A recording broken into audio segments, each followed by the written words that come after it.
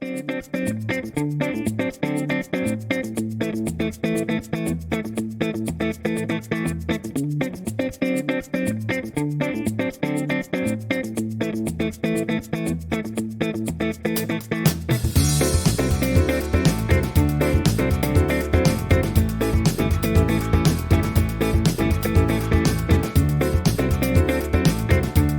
very boring minutes later.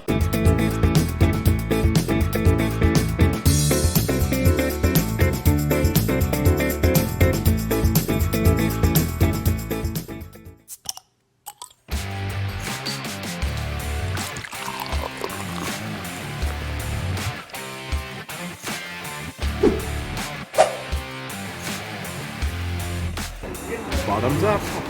Hello my fellow Belgian beer buddies, and welcome back to the channel. You've probably figured out that the theme of today is cherry beers. And I have the first one for today right here. It's a pretty big bottle. It's from the brewery Lindemans, which can be found in Vleesbeek, Sint-Pietersleeuw in the province of Flemish Brabant. It has 3.5% of alcohol and has been brewed since 1809. Originally, the recipe was to add fresh cherries, sour cherries I should say, to young lambic beer. What's lambic beer? Well, I'll explain that to you from my yard. Lambic beer is a regional product. It is brewed in and around Brussels, more specifically to the southwest of Brussels, where you have the valley of the River Zenne, the river that crosses through our capital. It is fermented by exposing it to wild yeast and bacteria that are native to this valley, unlike other beers, which get their fermentation by exposure to carefully selected brewer yeasts. That's all. So, now that we know that, let's get back to this beer. So, like I said, originally they added fresh sour cherries to young lambic beer. They strained the beer after 8 to 12 months of maturing in oak barrels, and then they bottled it. But after a while, apparently it was very hard to come by these cherries, so they changed the recipe by adding cherry juice, but the aging still happened in oak barrels. Now, let's taste this puppy. Where's my pup? Here it is. Oof, it's a bit harder to open.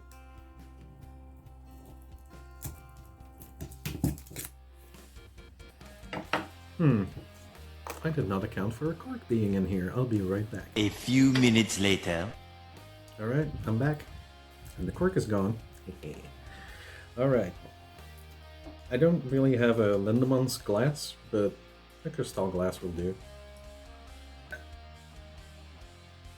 So like I said before, this is a big bottle. Instead of 25 centiliters or 33, like the majority of bottles that will be featured in these videos, this one is 35 and a half.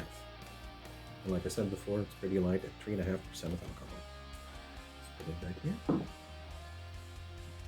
Also, a funny side note, this beer was voted one of the best 5 beers in the world by Michael Jackson.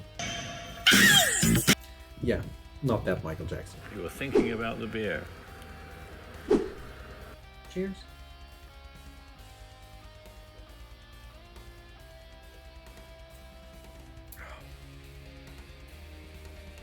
Oh, this is so refreshing. I mean, it almost tastes like, you know, soda pop.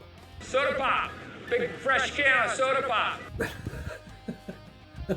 Or just like a cherry flavored fruit juice. It's a cherry juice, I guess. Yeah. But make no mistake, if you drink enough of these, you will get drunk. I've done it more than one occasion. But yeah, it's pretty good. It's very cherry flavored. Not sweet, because well, they're not sweet cherries like I said, but also not too sour, because there's also some other beers like this one for instance, where I have a glass of, that will be featured for next beer. They're just way too sour. It's not really tasty. I want my cherry beer to taste like the fruit, at least a little bit. Would be nice if it was a little bit stronger, but we have one of those coming, don't worry. There's more to come. Please, sir, I want some more. Cheers. I'm just gonna down this.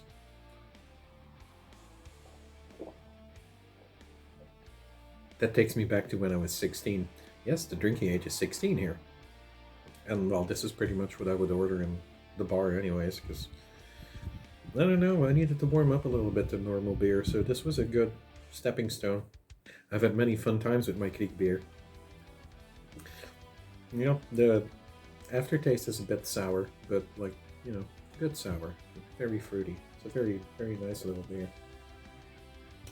Meanwhile, Pro tip, don't get too drunk on cherry beer, because if you throw up, I mean, it's red.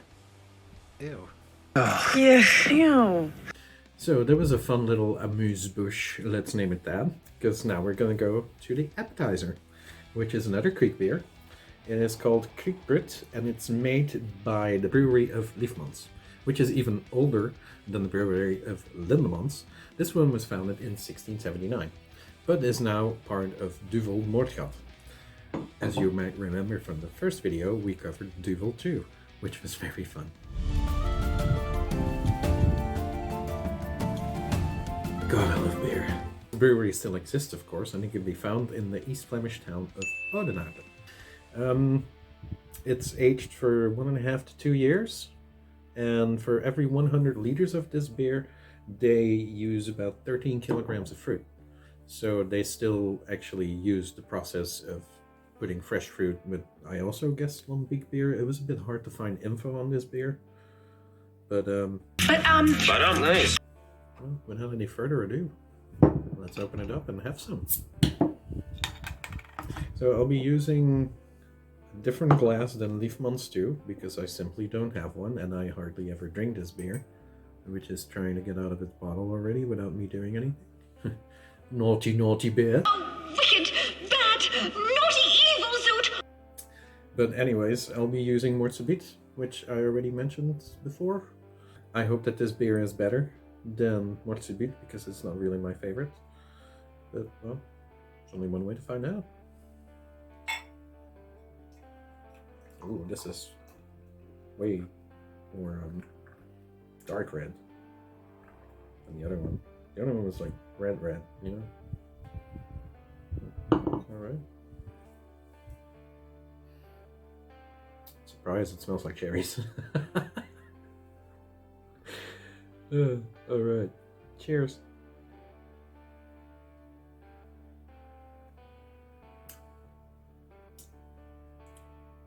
Oh, this is good.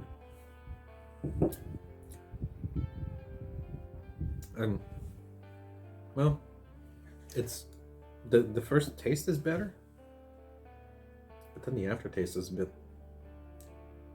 rotten fruity. Oh, that's not good. I'm pretty sure if you have a couple of these, though, it's no longer a problem.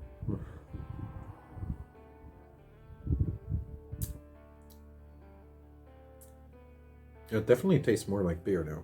Wow, yeah. I can tell that this is 6% and not 3.5%. Definitely has a less lingering aftertaste than Lindemans does. And like I said, is a bit more, you know, tart, maybe? That's probably a good word for it. It's more tart.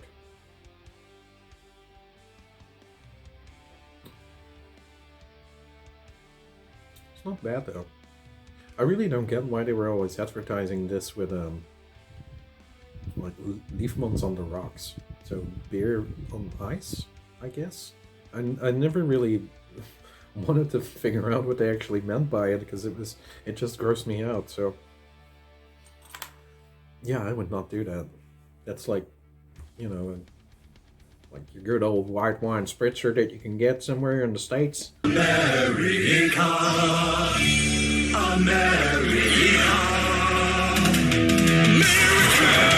Oh, hell no. Why would you, ugh, I can't even say it. Why would you put ice cubes and Sprite with white wine? I don't take a dump in it. That's probably better.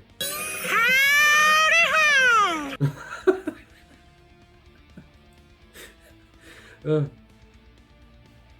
know, it's just one of those beers that grows on you now.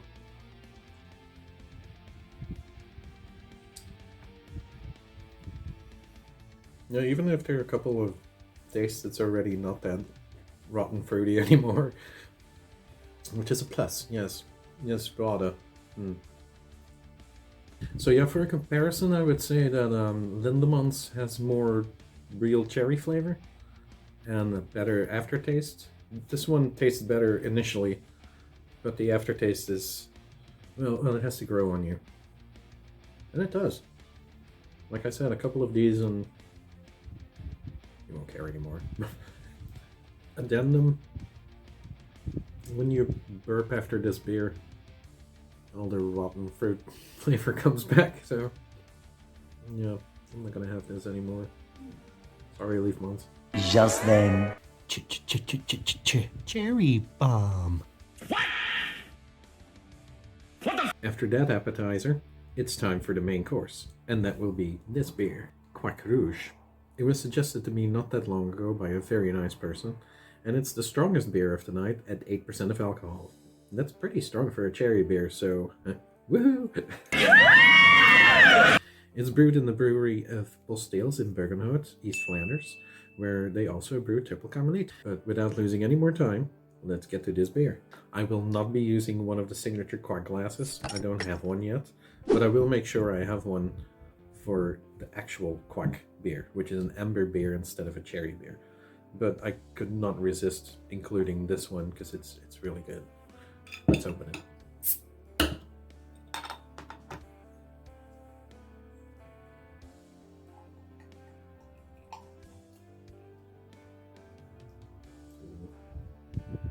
That is just beautiful.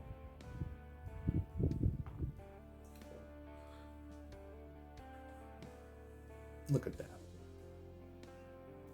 I am Big Giant Beerhead. Show me what you got. I want to see what you got. This is the prettiest red I've seen so far.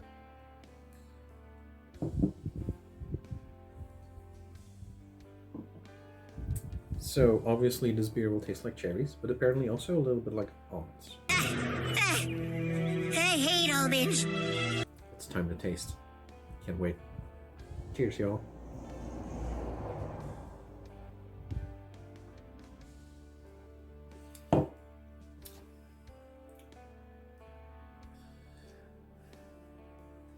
That's the stuff. This is like the best of both worlds, because you get a lot of cherry flavor, even though they don't make it with the fresh fruit like they did the previous beer, but rather with a natural cherry extract, I think it was. It really tastes like cherries, especially at first. And then after a little bit, you get the aftertaste of the almonds. But yeah, it's mainly cherry.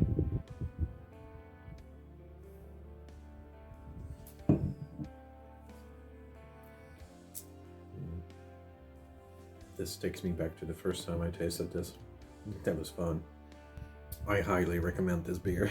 I mean, Lindemann's too, but this one is, I mean, this is a proper beer, you know. 8%. You shouldn't have 4 or 5 of these. 1 or 2 is enough. But really good. Especially after like a rich meal. Or this in fall, after like going out to a restaurant and having like wild boar or some deer or something. Oh man. Alright. That's going on my bucket list. My beer kit list. Let me know in the comments below what's on your beer kit list. We'll have a chat. If I were to be cherry picking, I would have picked only this beer.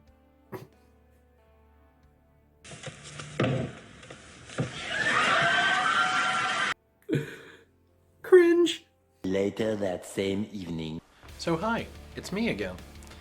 I would like to tell you a story about the supposed history of the special Quack glass, which was actually just a fabrication for advertisement purposes. But anyway, it was about an innkeeper in Dendermonde in Napoleonic times who was named Powel Quack, hence the name of the beer Quack. And the story goes that to accommodate coachmen that would stop at his inn and who could not leave their stagecoach, he designed a special beer which had the enlarged round form at the bottom. So they could attach a wooden holder to the coach, put the beer in there, and because of the round bottom, it would never top over. And these coachmen could have a beer while they were, you know, working still, which was kind of important to be able to drink something back in those times, because you didn't want to drink water. Oh my god, you didn't want to drink water. So yeah, that was the whole fabrication of this story, that he supposedly invented it, but that's of course not true. It was just handy when this beer was introduced in the 80s and branded, and they actually even sued someone who invented a similar kind of beer shape, because, well, you know, there's money in ads.